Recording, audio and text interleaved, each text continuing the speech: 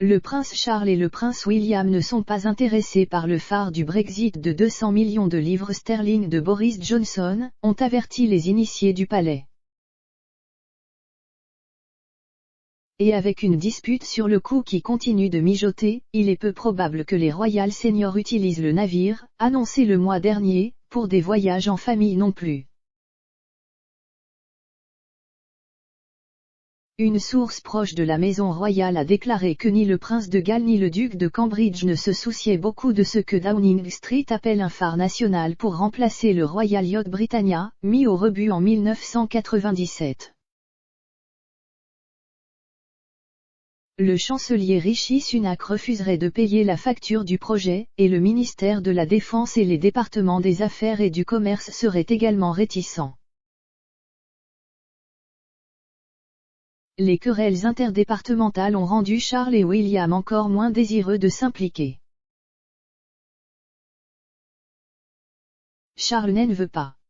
William ne s'y intéresse pas. Il n'a aucun intérêt pour les choses navales. Toute cette controverse ne fait que les rebuter encore plus. La source a ajouté, vont-ils embarquer pour promouvoir le commerce s'ils sont dans la région? Bien sûr. Mais vous ne les ferez pas monter sur la côte ouest de l'Écosse comme le duc d'Édimbourg le faisait avant.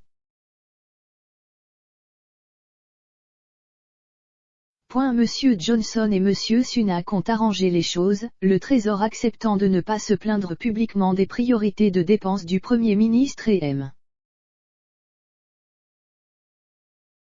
Johnson s'engageant à son tour à ne pas annoncer de projet coûteux sans avoir d'abord parlé au chancelier. Cependant, une source gouvernementale a déclaré que la réticence du ministère de la Défense à ramasser la totalité de la note de 200 millions de livres sterling avait irrité le Premier ministre. Ils ont expliqué, les gens du ministère de la Défense demandent au numéro 10, que voulez-vous que nous mettions au rebut pour le payer?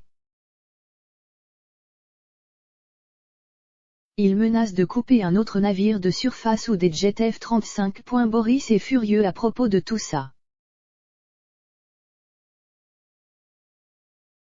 Il aime le plan. Monsieur Johnson veut utiliser le navire pour promouvoir les accords commerciaux et plus généralement, sa vision ambitieuse de « Grande-Bretagne mondiale ». D'autres sources politiques affirment que M. Johnson a été informé à plusieurs reprises que le plan était un désastre en devenir.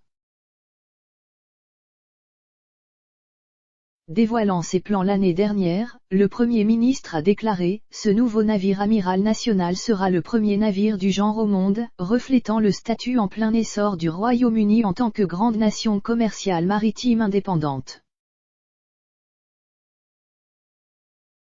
Chaque aspect du navire, de sa construction aux entreprises qu'il présente à bord, représentera et promouvra le meilleur des Britanniques, un symbole clair et puissant de notre engagement à être un acteur actif sur la scène mondiale.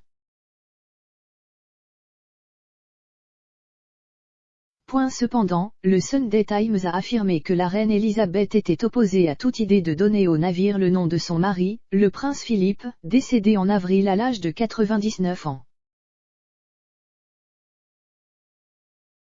Une source royale de haut rang a suggéré qu'il était considéré comme un symbole, trop grand, pour être utilisé par la monarchie à l'ère moderne.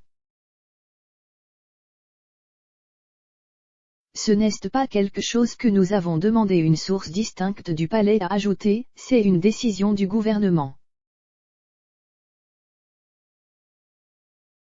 Le palais de Buckingham n'a pas été impliqué dans la décision, mais nous la respectons.